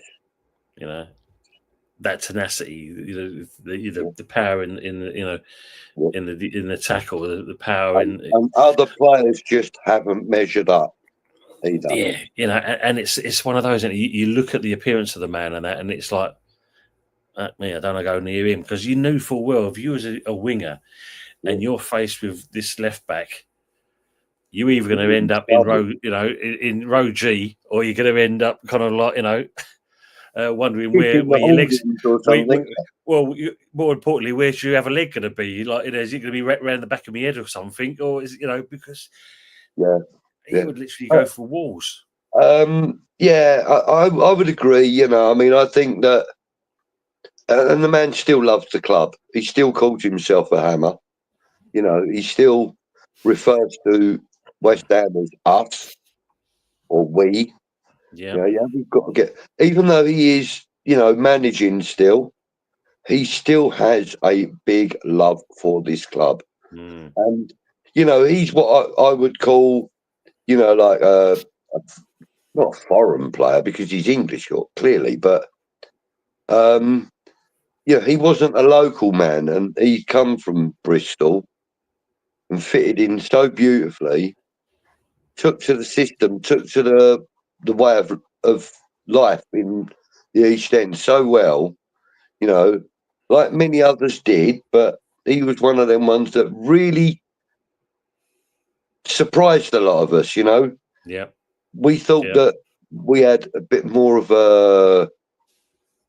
I actually thought that I would have more of a hard time warming to him. But then, when the first time you see him playing helicopters with a striker or a winger, he's going to be good for us. That's the thing. I mean, I told you actually when he came back from the knee injury, and he was playing with the youth and that, and they told me just take it easy. Yeah, no worries, boys, I will do. No worries. And that first, this poor kid, 360 in the air, and you see all the coaches shouting out, Dixie. sorry, boys. It's one of those kind of things. Matt saying both to you, what you've asked there. Brendan's also say a cult hero and a legend. Yes, he did, Brendan. He did manage the women for a season as well. Yes, he did. Yeah. Usual. Stephen's saying though, cult hero legends are Sir Billy Bonds, Sir Trevor Brooking. Agreed. And I mean, Bobby Moore's got to be in there as well. And I think Sir Jeff. The usual ones, isn't it? The usual ones. Yeah. Usual saying also, Nolan is in the running for the Bristol Rovers job. Don't let Anthony know. Might start overtaking City. Yeah. Cult for me, usual saying. Yeah. I'd say you could say either. Is this true? Yeah, I mean, it's a matter of personal choice, I think, with someone like Julien did. No, I agree on that. There was, Colin's saying, gents, one of my biggest heroes, the Terminator. I loved him. I could just see him in the game now. He will show the defenders now how to tackle. Hard, but it was also a good pass on the ball. That he was. Cool, he could ping a ball, that's for sure. Yeah. Yes, he could. He used to love pinging that diagonal and all. I mean, I was just looking at his managerial career and that. He's obviously. I remember him when he was at Grays. That's when Grays had a bit of money, so he was doing all right then. Of course, until the owner got done, and that ended quite abruptly. And the old Grays ground is now, I think it's a housing estate. Wow. Yeah, but he obviously likes Haybridge Swifts because he's been there 3 times. Yes. Yeah. I think he lives probably close to that. Got to, and I mean, to be as close as that. I mean, he was first team coach for Watford. He's been first team coach for West Ham as well. First team coach for West Brom. And of course, 3 spells: 2018, 2019, 2021, and then obviously now currently 24 with Haybridge Swifts. Yeah. He loves them. They love him, probably. Yeah, of course, got to. Yeah, Stephen's agreeing with, of course, Budgie. So Bobby was the best of the lot. God bless him. Yeah. Yeah, God bless him. That's I mean, he's, I think if anybody really wants to know what is the West Ham way, the West Ham way is watch Bobby Moore and you will find out. Yeah. That is the West Ham way. He epitomised what I believe it should be. Ray's obviously saying that the Peanut Man, he was a cult hero. He certainly was. And, all these years later, we still talk about him. Yeah. Yeah. God bless him. Still talk about him. God bless him in that. But I think, when you think, talking about like Upton Park, I remember when all the grounds did it. I think we must have been top club, I think 3 seasons in a row virtually, when the buckets come out. I can't remember what charity it was for, but the buckets come out and we won it. We topped it every single time. We smashed it out of the park. But that just shows you what, as a fan base, as much as we were saying earlier on about, probably children in need or something, if I know. Something like that. But when you think that, when they turn and say we're a small-minded club, we're only a small club, and this and the other. But okay, we're a small club, but we're generous. And the deepest pockets, mate. Exactly that. And you'll take that all day long. You wouldn't see that from any other clubs. No. Unless, of course, I think the only other one that probably matches that, because we've spoken about him before, and I know Mama's in the chat as well, and that's Newcastle fans. Yeah. Mate, listen, you can't beat Newcastle fans on an away day. You catch the wrong ones, you can, but no, exactly. I mean, most of my experience with Newcastle fans have been really good. Yeah, I agree on that. Julien Dixter Mavropanos. Yeah, he would have taught him a few things. He taught him how to tackle properly and get away with it and leave the player on the deck. And to recover if you miss. But players like that. Because I think he likes golf as well, doesn't he? Yeah, I believe so. Yeah, that's what I think. Yeah. I mean, players like that now are really just a bygone era. Excuse me. I mean, like even that Italian defender. What was his name? From back in sort of like mid-70s and 80s. There was an Italian defender. I can't remember his name. Big lump in the middle of the Italian defence. I think he played for Real Madrid actually. But anyway, he was a very similar kind of player to Julien Dixon, as much that he was strong, left-footed, really good defensively. Great when you break him forward, and he was one of the ones that would maintain that high line for defence. Like on the occasions that we used to see Dix do it, the ball would come back out to him and he would bang it back in. Sometimes for a goal, sometimes it was like, the rebounds would go to another player or whatever the case may be. But his name was nearly on my fucking... You'll get it there. I mean, Brendan saying obviously attempted to turn professional golf, but nice one that the usual's putting here and there, and totally agree on this one. Stevie Bacon, legend. Yes, indeed. Yeah. And, I also remember the magazine from outside the stadium, Overland and Sea. Overland, yeah, God, remember that. Yeah, remember that. I've actually recently watched on YouTube a video where they covered his last day at the last game. Oh, really? He shut that down. Yeah, he stopped printing them after that because they weren't going to allow him to have a plot over at the London Stadium. See, and I can't see the arm in it myself, but But that just shows you where we was going to, wouldn't we? Yeah. Colin saying, "Are you talking about Tardelli?" That's him. Thank you. Well done, Colin. Thank you, mate. Colin. He was hard as nails. Hard as bloody nails. Oh, you just say, yeah. I was thinking him as well. Funny enough, Maldini was another one, yes, but it was Tardelli I was thinking of. Steve was saying the peanut man could circumcise a wasp from 12 yards. Such was his aim. Yeah, you can shout from a distance, and that he'll look up at that. Yeah. Brilliant. But yes, he could have played Major League Baseball. That fella.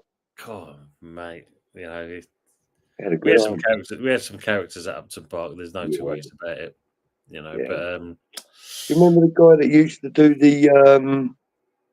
He used to chop oranges up into quarters and that. Oh yeah. He used to walk round.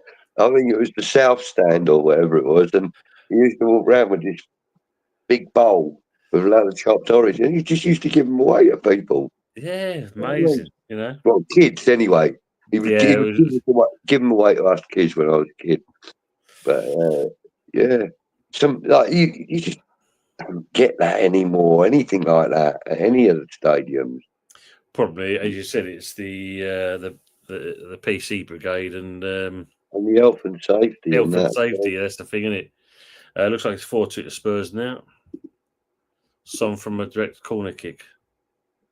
Oh, just seen it going to take him there. Son from a direct corner kick, and he just got whacked on the backside basically, and he's now taking this corner. Let's have a quick look at this before we conclude.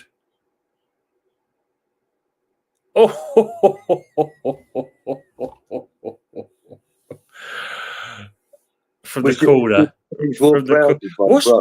What are you doing? What are you doing?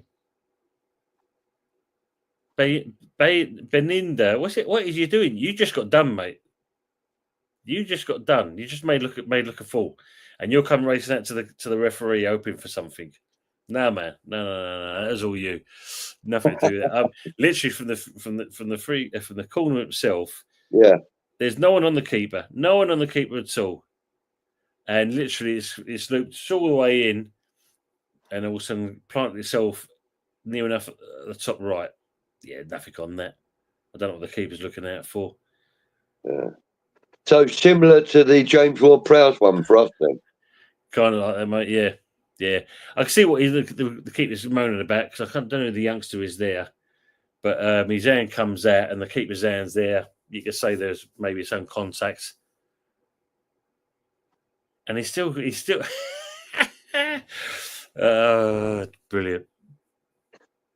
Yeah. Looks like going on there. Steve saying Gary Furmanger was best man at my wedding, and I spent years selling OLAS by the wall. Happy days, great times. Steve. There you go, Gary Furmanger. That's him. I'd forgotten his name. Thank you, Stephen. See, I mean, because I know Stephen obviously does a lot of stuff, and that kind of information. He just kind of Actually, let's give Stephen a little plug actually because he runs the West Ham United Nostalgia page. That's right. On Facebook. Yeah. And if you're a West Ham fan or respectful and you're, click on it and click to join. And Stephen will vet you like he does us all. And, but the one thing is, if you do join it, be respectful and don't post anything modern because it's about the nostalgia of the club. Thank you very much. No, he does some great stuff. He does some great stuff. Beautiful pictures get put up on there. Yeah, he did indeed. Like goalie missed a punch, but going off like a mental one. Yeah. I was going to mention Fabio Cannavaro when Budgie said Real Madrid, but then Budgie said the 70s. Yeah. Butterfingers like Roberto. Yeah, look, took lessons from Roberto, the keeper. Yeah. Yeah, man. But yeah, Julien Dix, what a player. One of my all-time favourites. Like we had some all-time favourites, but for that era, he stood out because Terminator, solid as anything, and I think a lot of players, Sunday League players who were West Ham, tried, especially as a defender, you try to emulate yourself to be like him get stuck in hard as nails. Yeah. And I reckon that also that when people think of Julien Dix and there's no visual reference, yeah. So, we're talking about Julien Dix now, and I bet you a large percent of the people that know who we're talking about will envision an image of him with his arms down by his sides and behind his back sort of thing, head rubbed forward, his mouth open, shouting with a bald head. I would imagine that that's the image that most people have got of him, and that's the one that I think of. You're welcome, Stephen. Thank you. Thank you for all the work you do, bro. Yeah, absolutely. I would imagine that's one of the most popular mental images of Julien Dix because we saw it every week. Yeah, we can't saw it every week. He had that kind of that red mist, didn't he? He had that red mist look in his eyes. Oh God, yeah. But at the same point, drop, mate, you were in trouble. But he was also tactical the way he did it. Yeah. Yes. Yeah, he upset what's his name? Dennis Wise one week, I remember. He turned him inside out, upside down, ran the wrong way, mate, when he was at Wimbledon, I believe it was. Yeah. And yeah, I think you find Julien Dix made him look rather foolish. And he got quite bump over it. I remember it. I remember watching it. Well, yeah. Colin's saying Tardelli was the one who elbowed Keegan side of the face. Yeah. Then Keegan combined with Brooking to make Italy pay. Yes. Yeah. Nice. Yeah, Tardelli, like I said, he was a tough nut. He was quite capable. Just a quick reminder, next week. Well, next week is going to be Boxing Day. So when you get it, we'll look to return back. Then you've got, I think it was... It'll be the 2nd of January after that. 2nd of Jan. Yeah. So we'll probably come back for the 2nd of Jan. We'll have Christmas off. We will be featuring Kieran's choice, which was... Shit. Who was it? I'll try with himself there. What did he say? Oh, I'll have a look back at last week's show. Yeah, I've got it. Who was it he said? I've got 2 weeks to do the little... Yeah, you got to do research. I'll make sure he weren't born in Barking, though. Look, game on here. Mind you, looking at this, 4-3. So it's been a bit of a game. Yeah. Gary, it's good to see you, Gary J. Hiya, fellas. Hope you're well, Gary. Good to see you in here. Or say on Budgie's channel. Good to see you. Yeah, own goal. My bad, Evans got it. Evans at fault for. Oh, yeah. Good goal. But yeah. Yeah. But no, Budgie. Julien Dix, yeah, very good. Very good choice we had for this one. Yeah. And like I said, I can't fucking remember who it is. He said he was going to do somebody a little bit left field like we did, like you did. No, I did. Yeah. Oh, no, he did say, oh, bloody hell. Yeah. He did, didn't he? I'm trying to fit the name. It was an abstract one, wasn't it? I remember that.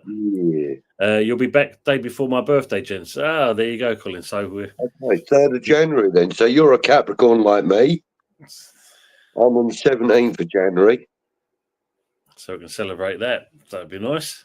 That'd be good, yeah. But Budgie, if you'd like to, as always, mate, thanks for being on. It's been a good show again. Thank you. And again, people in the chat, thanks for being with us, and hope you enjoy what the content that we both try to provide for you guys. But Budgie, shut yourself out and.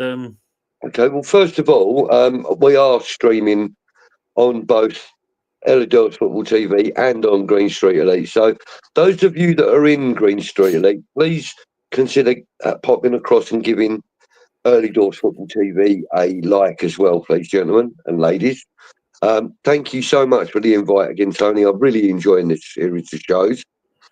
And thank you to everybody in the chat for all of your comments.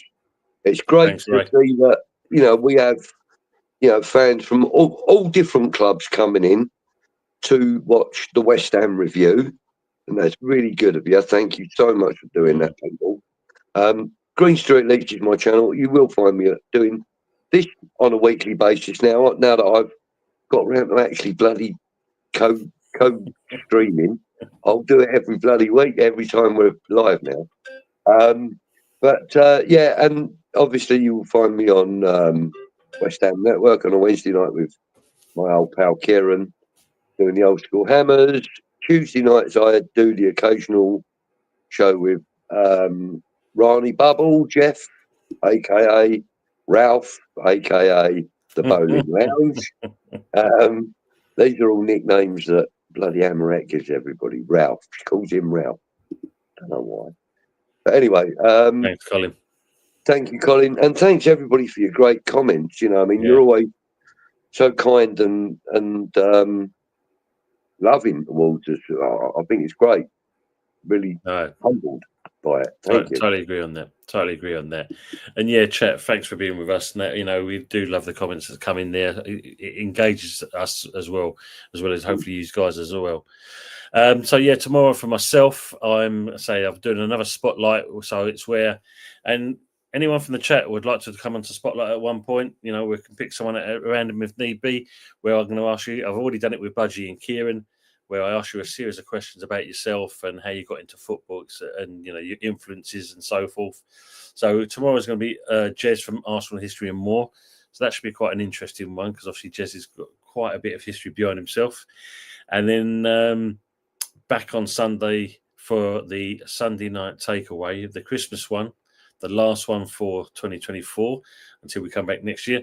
Just like this show tonight is the last one until we come back for January 25.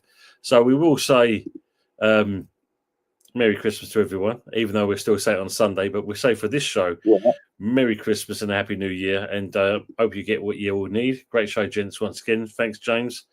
Lovely evening. Thanks, usual, as always.